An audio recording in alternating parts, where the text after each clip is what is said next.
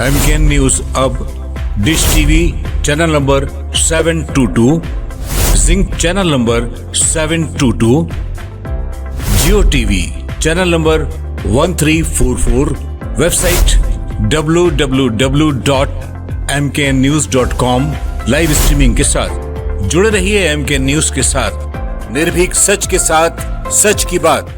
उत्तराखंड में धामी सरकार सुशासन की दिशा में तेजी से काम कर रही है। सीएम धामी का कहना है कि राज्य सरकार ने भ्रष्टाचार के खिलाफ जीरो टॉलरेंस की नीति अपनाई है और पिछले 3 वर्षों में 200 से अधिक भ्रष्टाचारियों को जेल भेजा गया है। उन्होंने जनता से अपील की है कि वे उत्तराखंड को देश का अग्रणी राज्य बनाने की विकास यात्रा में सहभागी बने। इसके साथ ही अतिक्रमण पर भी तेजी से एक्शन लिया जा रहा है। लैंड जिहाद पर सख्ती बरती जा रही है। साथ ही गौवंश संरक्षण के लिए निरंतर काम हो रहा है। सीएम का कहना है कि जो जनता का हक खाएगा वह अब शासन की नहीं, जेल की चौखट पर खड़ा मिलेगा।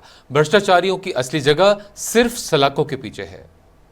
भाइयों बहनों, राज्य में भ्रष्टाचार को समाप्त करने के लिए जीरो टॉलरेंस की नीति के साथ संकल्प लेकर काम कर रहे हैं।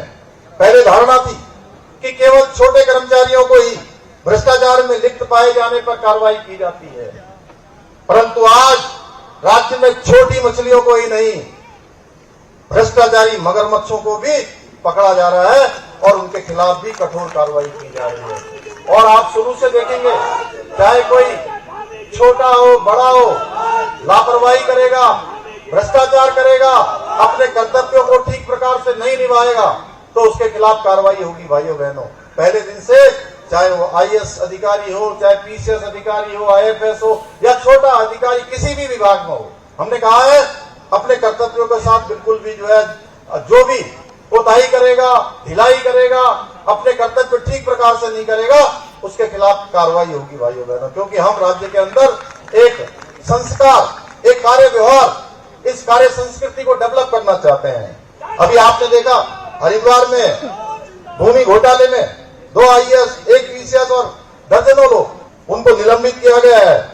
प्रदेश के इतिहास में पहली बार हमने इस स्तर के अधिकारियों सहित पिछले 3 वर्षों में भ्रष्टाचार में लिप्त 200 से अधिक लोगों को जेल की सलाखों के पीछे पहुंचाया है। भाइयों बहनों, हमारी सरकार ने राज्य में गौ हत्या पर प्रभावी रोक लगाने के लिए कठोर गौ संरक्षण कानून बनाया है।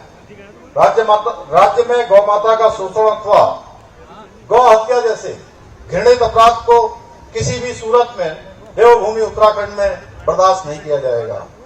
गौकशी करने वाले जिहादियों को ऐसा दंड दिया जाएगा कि उनकी 7 पीढ़ियां भी कभी ऐसा कृत्य करने की कल्पना तक नहीं कर पाएंगे।